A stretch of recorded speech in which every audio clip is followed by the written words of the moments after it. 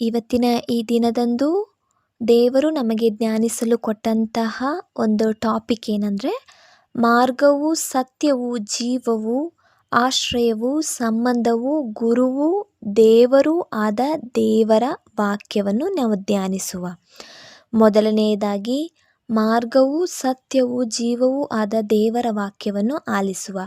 ಯೋಹಾನರು ಬರೆದ ಗ್ರಂಥ ಅಧ್ಯಾಯ 14ರಲ್ಲಿ ನಮ್ಮ ದೇವರಾದ ಯೇಸು ಸ್ವಾಮಿ ತಮ್ಮ ಶಿಷ್ಯರಿಗೆ ಹೇಳ್ತಾ ಇರ್ತಾರೆ, ನನ್ನ ಪಿತನಲ್ಲಿಯೂ ನನ್ನಲ್ಲಿಯೂ ವಿಶ್ವಾಸವಿಡಿ, ಆಗ ಸ್ವರ್ಗದಲ್ಲಿ ಅನೇಕ ಸ್ಥಳಗಳು ಇವೆ, ಅಲ್ಲಿ ನಾನು ಹೋಗಿ ನಿಮಗೆ ಸ್ಥಳವನ್ನು ರೆಡಿ ಮಾಡ್ತೀನಿ, ರೆಡಿ ಮಾಡಿದ ಮೇಲೆ ರಿಟರ್ನ್ ಬಂದು ನಿಮ್ಮನ್ನು ಅಲ್ಲಿಗೆ ಕರೆದುಕೊಂಡು ಹೋಗ್ತೀನಿ ಅಂತ.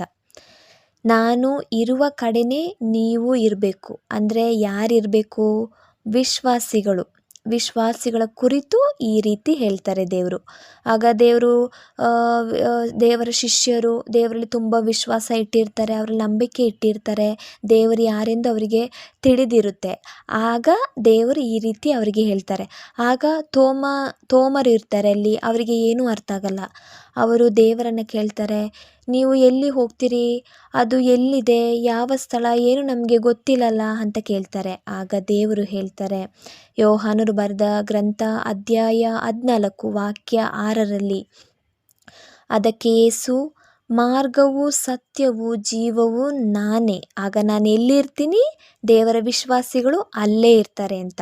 ನನ್ನ ಮುಖಾಂತರ ಬಿಟ್ಟರೆ ಬೇರೆ ಮಾರ್ಗ ಇಲ್ಲ ನಿಮಗೆ ಸ್ವರ್ಗಕ್ಕೆ ಹೋಗಲು ದಾರಿ ಅಂತ ಹೇಳ್ತಾರೆ.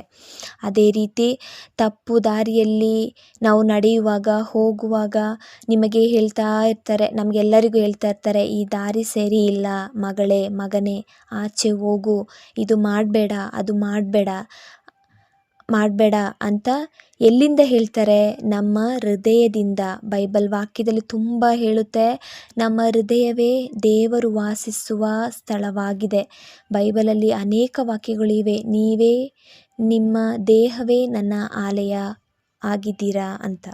ಅದೇ ರೀತಿ ಆಶ್ರಯವಾಗಿ ದೇವರು ನಮ್ಮ ಜೊತೆ ಹೇಗೆ ಇರ್ತಾರೆ ಅಂತ ನಿಮಗೆ ಎಲ್ಲರಿಗೂ ಗೊತ್ತಿರೋ ವಾಕ್ಯ, ಫೆಮಿಲರ್ ವಾಕ್ಯ, ಕೀರ್ತನೆಗಳು 91, ಎಲ್ಲರಿಗೂ ಬಹಳ ಒಂದು ಫೇಮಸ್ ಆದ ವಾಕ್ಯ ಇದು. ದೇವಾಶ್ರಿತರು ಸುರಕ್ಷಿತರು, ಪರಾತ್ಪರ ಪ್ರಭುವಿನ ಮೊರೆ ಹೊಕ್ಕಿರುವವನು ಸರ್ವಶಕ್ತನ ಆಶ್ರಯದಲ್ಲಿ ಸುರಕ್ಷಿತನು. ನಾನಾತನಿಗೆ ನೀವೇ ನನ್ನ ರಕ್ಷಕರು, ದುರ್ಗವು, ನಾ ನಂಬಿದ ದೇವರು ಎನ್ನುವೆನು. ತಪ್ಪಿಸುವವರು ಬೇಟೆಗಾರರ ಬಲೆಯಿಂದ, ರಕ್ಷಿಸುವರು ಮಾರಕವಾದ ವ್ಯಾಧಿಯಿಂದ, ಒದಗಿಸುವರು ನಿನ್ನನ್ನು ತನ್ನ ಗರಿಗಳ ತೆಕ್ಕೆಯಲ್ಲಿ. ಆಶ್ರಯ ಪಡೆಯುವೆ ನೀ ಅವರ ರೆಕ್ಕೆಗಳಡಿಯಲ್ಲಿ, ರಕ್ಷಣೆಯ ಕವಚವಿದೆ ಅವರು ಕೊಟ್ಟ ಮಾತಿನಲ್ಲಿ. ನೀನು ಅಂಜಬೇಕಾಗಿಲ್ಲ ഇരുಳಿನ ದುರಿತಕ್ಕೆ, ಹಗಲಿನಲ್ಲಿ ಹಾರಿ ಬರುವ ಬಿರುಸು ಬಾಣಕ್ಕೆ, ಕತ್ತಲಲ್ಲಿ ಸಂಚರಿಸುವ ವಿಪತ್ತಿಗೆ, ನಡುಹಗಲಲ್ಲಿ ಪೀಡಿಸುವ ಜಾಡ್ಯಕ್ಕೆ. ಹೀಗೆ ಮುಂದುವರಿಯುತ್ತೆ. ಹಾನಿಯೊಂದು ನಿನಗೆ ಸಂಭವಿಸದು, ಕೆಡುಕು ನಿನ್ನ ಗುಡಾರದ ಬಳಿ ಸುಳಿಯದು.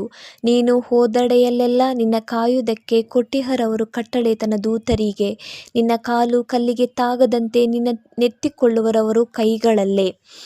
ನಾವು ರಾತ್ರಿ ಮಲಗಿರ್ತೀವಿ, ಎದ್ದೇಳ್ತೀವಿ, ಬೆಳಗ್ಗೆ ಎದ್ದೇಳ್ತೀವಿ. ನೈಟ್ ನಿದ್ರೆಯಲ್ಲಿ ನಮಗೆ ಹಾರ್ಟ್ ಅಟ್ಯಾಕ್ ಆಯಿತು, ಎದ್ದೇಳ್ತೀವ? ಇಲ್ಲ. ಕೆಲಸಕ್ಕೆ ಹೋಗ್ತೀವಿ, ಯಾವುದಾದ್ರೂ ಪಯಣದಲ್ಲಿ ಇರ್ತೀವಿ, ಆಕ್ಸಿಡೆಂಟ್ ಆಯಿತು, ಇರ್ತೀವ? ಇಲ್ಲ. ಆದರೆ ದೇವರಲ್ಲಿ ವಿಶ್ವಾಸವಿಟ್ಟು ಅವರ ಮಾರ್ಗದಲ್ಲೂ ಸತ್ಯದಲ್ಲೂ ನಡೆದರೆ ಅವರು ನಮಗೆ ಜೀವವಾಗಿರ್ತಾರೆ, ಆಶ್ರಯವೂ ಆಗಿರ್ತಾರೆ. ಅವರ ದೂತರನ್ನು ಕಳುಹಿಸಿ ರಕ್ಷಣೆ ಮಾಡ್ತಾರೆ. ನಾವು ಎಲ್ಲೆಲ್ಲ ಇರ್ತೀವೋ, ನಾವು ಮಲಗಿದ್ರು, ಪಯಣ ಮಾಡ್ತಿದ್ರು, ಕೆಲಸ ಮಾಡ್ತಿದ್ರು, ಆಲೋಚನೆ ಮಾಡ್ತಿದ್ರು, ದೇವರು ನಮಗೆ ಆಶ್ರಯ ದೂತರಾಗಿರ್ತಾರೆ. ಈ ರೀತಿ ಸಂಬಂಧವಾಗಿ ದೇವರು ನಮ್ಮ ಜೊತೆ ಹೇಗೆ ಇರ್ತಾರೆ ಅಂತ. ನಮ್ಮ ಸಂಬಂಧವು ದೇವರಾಗಿರ್ತಾರೆ. ನಮಗೆ ಅಪ್ಪ ಇಲ್ವಾ? ಅಪ್ಪನ ಸ್ಥಾನದಲ್ಲಿ ನಿಂತು ಎಲ್ಲ ಕಾರ್ಯವನ್ನು ನಡೆಸಿಕೊಡ್ತಾರೆ. ಅಮ್ಮ ಇಲ್ವಾ? ಅವರ ಸ್ಥಾನದಲ್ಲಿ ನಿಂತು ಲವ್ ಆ್ಯಂಡ್ ಕೇರ್ ಅಂದರೆ ಪ್ರೀತಿ ಮತ್ತು ಕಾಳಜಿ ವಹಿಸ್ತಾರೆ. ನಮಗೆ ಹಸ್ಬೆಂಡ್ ಇಲ್ವಾ? ನಮ್ಮ ಗಂಡನ ರೀತಿ ನಮ್ಮ ಜೊತೆಗಾರರಾಗಿರ್ತಾರೆ. ಇದೇ ರೀತಿ ನಮಗೆ ಏನೇನಿಲ್ವೋ ಆ ಗ್ಯಾಪ್ನ ದೇವರು ಫುಲ್ಫಿಲ್ ಮಾಡ್ತಾರೆ, ನಮ್ಮ ಜೊತೆ ಇದ್ದು ನಮ್ಮನ್ನ ಕಾಪಾಡ್ತಾರೆ. ಅದೇ ರೀತಿ ಗುರುವಾಗಿ ದೇವರು ನಮಗೆ ಹೇಗೆ ಇರ್ತಾರೆ ಅಂತ. ನಿಮಗೆ ಗೊತ್ತಿರೋ ಪ್ರಕಾರ ಬೈಬಲಲ್ಲಿ 12 ಮಂದಿ ಶಿಷ್ಯರಿಗೆ ದೇವರು ಗುರುವಾಗಿರ್ತಾರೆ. ಎಲ್ಲವನ್ನು ಸಾಮರ್ಥ್ಯಗಳ ಮೂಲಕ ವಿವರಿಸ್ತಾ ಬರ್ತಾರೆ. ಅದೇ ರೀತಿ ಈಗ ನಾವು ಸ್ಕೂಲ್ಗೆ ಹೋಗ್ತೀವಿ, ಕಾಲೇಜಿಗೆ ಹೋಗ್ತೀವಿ, ಅಲ್ಲಿ ನಮಗೆ ಪಾಠ ಹೇಳ್ಕೊಡ್ತಾರೆ, ಎಕ್ಸಾಮ್ ಬರಿತೀವಿ, ವಿವಿಧ ಕಾರ್ಯಗಳಲ್ಲಿ ನಾವು ಭಾಗವಹಿಸ್ತೀವಿ. ದೇವರಿಲ್ಲದಿದ್ದರೆ ಏನು ಸಾಧ್ಯ ಇಲ್ಲ. ನಮ್ಮ ಜೀವನದಲ್ಲಿ ಯಾವ ಕೆಲಸದಲ್ಲಿ ದೇವರಿಲ್ವೋ ಆ ಕೆಲಸ ವ್ಯರ್ಥ. ದೇವರಿಲ್ಲದೆ ಒಂದು ಬೈಬಲ್ ಓದ್ತೀರಾ, ಏನೂ ಅರ್ಥ ಆಗೋದಿಲ್ಲ. ಅದಕ್ಕೆ ಕೊರಿಂಥಿಯರಿಗೆ ಬರೆದ ಪತ್ರ 6ನೇ ಅಧ್ಯಾಯ 19ರಲ್ಲಿ ದೇವರು ನಮಗೆ ತಿಳಿಸಿಕೊಡ್ತಾರೆ, ದೇವರು ನಿಮಗೆ ಅನುಗ್ರಹಿಸಿರುವ ಪವಿತ್ರಾತ್ಮರಿಗೆ ನಿಮ್ಮ ದೇಹ ಗರ್ಭಗುಡಿಯಾಗಿದೆ. ಆ ಪವಿತ್ರಾತ್ಮ ನಿಮ್ಮಲ್ಲಿ ವಾಸ ಮಾಡುತ್ತಿದ್ದಾರೆ ಎಂಬುದು ನಿಮಗೆ ಗೊತ್ತಿಲ್ಲವೇ? ನೀವು ನಿಮ್ಮ ಸ್ವಂತ ಸೊತ್ತಲ್ಲ. ಈ ವಾಕ್ಯದ ಪ್ರಕಾರ ನಮ್ಮ ದೇಹವು ಪವಿತ್ರಾತ್ಮರು ನೆಲೆಸುವ ಆಲಯವಾಗಿದೆ. ನಾವು ಏನಾದರೂ ಕೆಲಸ ಮಾಡುವಾಗ ನಮಗೆ ಎಲ್ಲವೂ ತಿಳಿಸ್ಕೊಡ್ತಾರೆ. ಅವರು ನಮಗೆ ಗುರುವಾಗಿರ್ತಾರೆ, ನಮ್ಮ ಆತ್ಮದಲ್ಲೇ ಇದ್ದು ಗೈಡ್ ಮಾಡ್ತಾ ಇರ್ತಾರೆ. ಅದೇ ರೀತಿ ದೇವರಾಗಿ ದೇವರು ನಮ್ಮ ಜೊತೆಗೆ ಹೇಗೆ ಇರ್ತಾರೆ ಅಂತ, ಅವರನ್ನು ವಿಶ್ವಾಸವಿಟ್ಟು ಏಕ ಮನಸ್ಸಿನಿಂದ ಪ್ರಾರ್ಥನೆ ಮಾಡಿದಾಗ ಅವರ ಸಮಾಧಾನವನ್ನು ನಾವು ಪಡೆದುಕೊಳ್ತೀವಿ. ಅವರ ಜ್ಞಾನವನ್ನು ಪಡೆಯುತ್ತೀವಿ, ಸುಜ್ಞಾನದ ವೀರರಾಗ್ತೀವಿ. ಇದರೆಲ್ಲದರ ಜೊತೆಗೆ ಪವಿತ್ರಾತ್ಮರ ವರಗಳನ್ನು ಪಡೆಯುತ್ತೀವಿ. ಆಗ ದೇವರ ಸಿಂಹಾಸನವಾದ ಸ್ವರ್ಗದ ರಹಸ್ಯಗಳನ್ನು ಗೋಚರಪಡಿಸಿಕೊಡ್ತಾರೆ. ಹಾಗೆಯೇ ಬೈಬಲ್ ಗ್ರಂಥದ ಗೂಢಾರ್ಥಗಳನ್ನು ನಮಗೆ ತಿಳಿಸಿಕೊಡ್ತಾರೆ. ಹೀಗೆ ದೇವರು ನಮ್ಮ ಜೀವನದಲ್ಲಿ ಮಾರ್ಗವು, ಸತ್ಯವು, ಆಶ್ರಯವು, ಸಂಬಂಧವು, ಗುರುವು, ದೇವರು ಆಗಿರ್ತಾರೆ. ದೇವರೇ, ಈ ಸ್ವಲ್ಪ ಸಮಯದಲ್ಲಿ ದೇವರ ವಾಕ್ಯವನ್ನು ಕೇಳಲು ದೇವರು ನಮಗೆ ಸಮಯವನ್ನು, ಮನಸ್ಸನ್ನು ಕೊಟ್ಟಿದ್ದಕ್ಕಾಗಿ ದೇವರಿಗೆ ಕೋಟಾನುಕೋಟಿ ವಂದನೆ, ಆರಾಧನೆಯನ್ನು ಸಲ್ಲಿಸುತ್ತೇನೆ. Praise the lord. Amen, amen, amen.